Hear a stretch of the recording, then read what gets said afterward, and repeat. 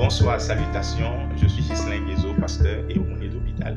Je ne suis pas en rose et j'ai vraiment pas besoin de l'être avant de porter le message qui est le mien au travers de cette vidéo. Je sais que pendant ce mois, on met beaucoup l'accent sur la prévention contre les cancers et surtout les cancers qui attaquent les femmes, cancer du sein, cancer du col de l'utérus et etc. Évidemment, vous savez, la prévention, elle est importante, elle est incontournable, mais j'ai entendu très peu de communication sur le soutien et l'accompagnement apporté aux personnes qui vivent avec le cancer. À l'heure où je fais cette vidéo, je connais de façon très proche une personne qui lutte avec le cancer et qui est sous chimiothérapie. Je sais que c'est une maladie très vilaine, insidieuse. Quand finalement elle se métastase et se répand dans tout le corps, elle devient insaisissable. Imaginez le combat que ces personnes-là vivent au quotidien. Je connais des personnes qui nous ont quittés tragiquement et prématurément à cause du cancer. Et dans tout cela, la grande question était, mais quel est l'accompagnement que nous offrons à ceux-là?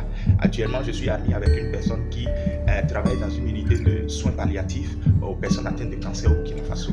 Et elle me raconte souvent ce qu'elle vit au quotidien, aux côtés de ces personnes-là qui gèrent la douleur au quotidien et qui doivent gérer aussi si ces personnes ont de l'espoir ou pas. Et moi, je dis justement, des gens luttent avec le cancer. Et parfois, ils ont l'impression que c'est un combat inégal. Ils se sentent désarmés. Et pourtant, on peut leur offrir un accompagnement qui va au-delà de la morphine. On peut leur offrir un accompagnement avec le message d'espoir de la Bible, le message d'espoir de Jésus. Je ne dis pas que Jésus va vous guérir. Je ne dis pas et je n'entretiens pas en vous une fausse illusion comme quoi Jésus éliminera le cancer de votre corps. Même si je sais, avec des preuves, que Jésus est capable de le faire parce qu'il a fait à des gens à qui on a donné 6 mois pour vivre, 3 mois pour vivre parce qu'ils sont à une étape de leur vie où le cancer s'est répandu de partout dans leur corps, mais qui finalement ont vaincu ce cancer. Je parle d'une autre victoire. Si Jésus te guérissait du cancer, gloire à Dieu, mais et s'il ne te guérissait pas?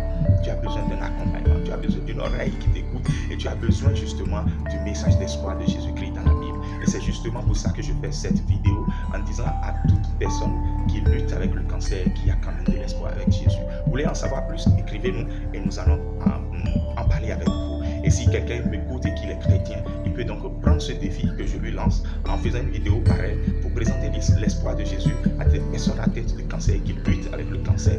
Et puis en identifiant 2 personnes dans cette vidéo qui pourront faire de même. Je pense qu'il y a un message d'espoir pour toute personne qui lutte avec le